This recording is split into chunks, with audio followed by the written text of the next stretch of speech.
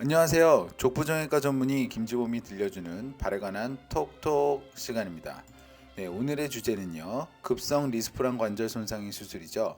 나사 고정 및 인대 재건 수술의 과정과 재활에 대해서 말씀드리려고 합니다. 리스프란 관절 손상의 치료는 대부분 수술적으로 치료를 하게 됩니다. 그래서 리스프란 관절 수술의 목적은 리스프란 관절을 안정화시키는 데 있고요. 이러한 리스프란 관절 수술은 급성 손상과 만성 손상이 수술이 달라요. 급성 손상은 다친 지 2개월 미만의 손상을 이야기를 하고요. 만성 손상은 다친 지 3개월 이상의 상태를 이야기를 합니다. 그래서 급성일 때에는 이렇게 리스프란 관절의 안정화를 위해서 리스프란 관절 자체를 나사로 고정하고 리스프란 인대를 재건하는 수술을 시행을 하는데요. 오늘은 이 부분에 대해서 저희가 말씀드리겠습니다. 네, 오늘의 주제는요. 급성 리스프란 관절 손상의 수술 사례입니다. 환자의 상태는 어땠고 진단은 어떻게 했는지를 말씀드리겠습니다. 환자는 발목을 접질린 후에 발이 심하게 붓고 발등이 아픈 것을 주소로 오셨고요. 진단검사는 먼저 엑스레이를 시행했습니다. 근데 손상 직후에는 엑스레이에서 보시면 안 다친 쪽 리스프란 관절과 다친 쪽 리스프란 관절이 거의 벌어진 게 차이가 없어 보여요. 그런데 일주일 후에 리스프란 관절 손상이 의심이 돼서 다시 한번 엑스레이를 찍어보니 통증이 많이 줄어들어서 이때에는 체중을 더 디딜 수 있게 된 거죠. 그렇게 해서 보니까 다친 쪽 리스프란 관절이 안 다친 쪽 리스프란 관절에 비해서 더 벌어져 있는 것이 확인이 됩니다. 일주일 만에 이런 차이를 보이는 거죠.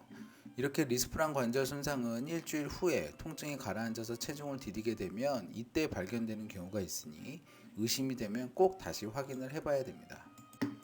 CT와 MRI가 도움이 되는지 물어보시는 분들이 많은데요. CT는 골절편, 즉 골절이 있는지 없는지를 확인하는 데 도움을 줍니다. 그래서 저는 항상 시행해요.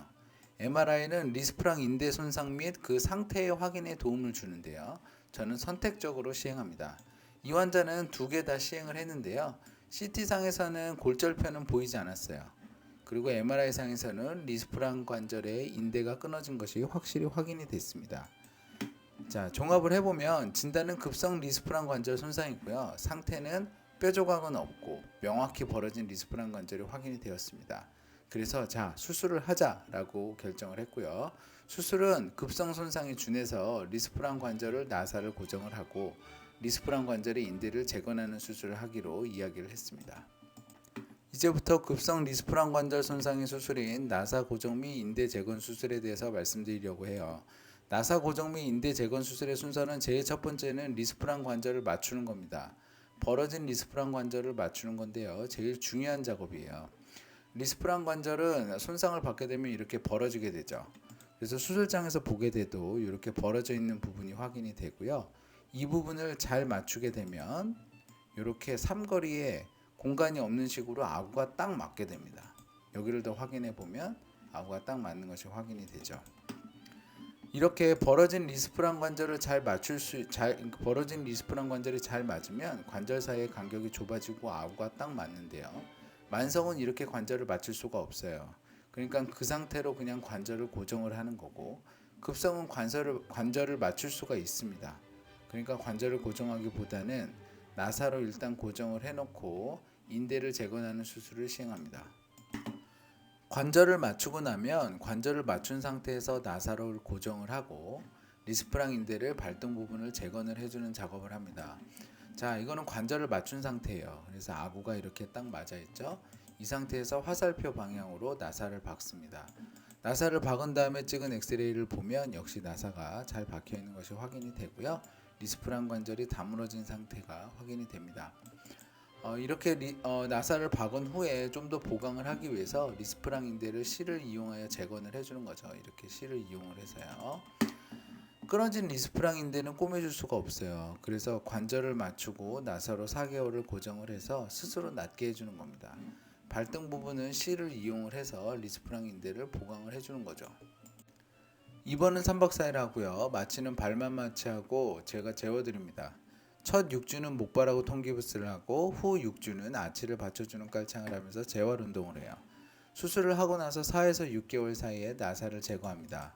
이 환자도 처음에는 목발하고 통기부스로 시작을 해서 아치를 받쳐주는 깔창으로 마무리를 했고요.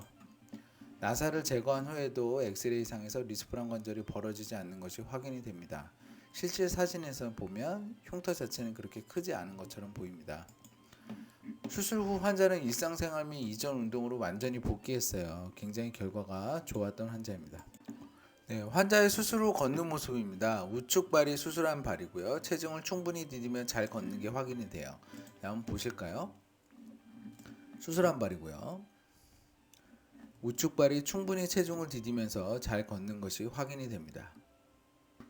정리해 보겠습니다. 리스프란 관절 손상의 진단은 엑스레이와 CT로 시행을 하는데 리스프란 관절 손상이 의심이 될 경우에는 다치자마자 나오지 않더라도 일주일 후에 재검을 다시 해봐야 됩니다.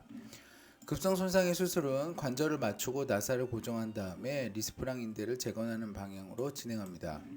급성 손상 수술의 재활은 6주를 목발하고 통기부스를 하고요. 6주는 깔창을 합니다. 4에서 6개월 후에 고정했던 나사를 제거하는 수술이 필요합니다. 건강한 발걸음 행복한 100세 인생 발에 관한 톡톡이 함께합니다. 네, 저는요 서울대학교 의과대학을 졸업하고 다수의 TV 프로그램에서 발 질환에 대해서 말씀드린 바 있습니다. 이 동영상은 제 지식을 조금 더 자세하고 여러분들께 자유롭게 말씀드리고자 제작이 되었고요. 네이버 족부 김지범 블로그에 오시면 더 많은 정보랑 질문이 가능합니다. 들어주셔서 감사합니다.